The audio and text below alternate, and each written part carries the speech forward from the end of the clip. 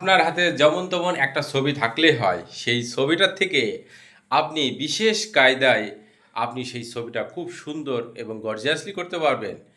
চলুন আমার ভিডিওতে এর বিস্তারিত আপনাদেরকে দেখাবো। আমরা গুগল ক্রোমেতে গেলাম। গুগল ক্রোমেতে যেয়ে এবার পাসপোর্ট লিখব।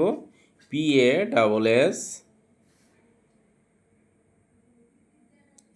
দেখেন পাসপোর্ট সাইজ ফটো লেখায় আসছে।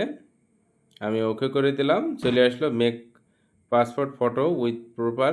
এটা ক্লিক করলে চলে আসছে। এবার আমি গুগল ক্রোমও একটা দেখাই দেবো, যে জিমেল আমার অ্যাড্রেস করা আছে ওইটা দেখা দেওয়ার পরে দেখেন আপলোড ইমেজ, আমি এখানে ক্লিক করব।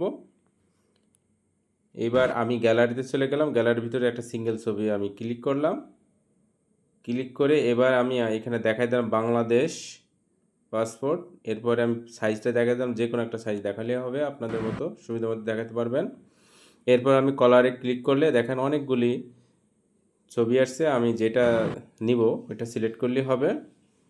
সিলেক্ট হলে এই যে দেখেন আমার ছবির সঙ্গে এটা অ্যাড হয়ে গেছে। এবার ডন ক্লিক করলে এটা ওকে হয়ে যাবে।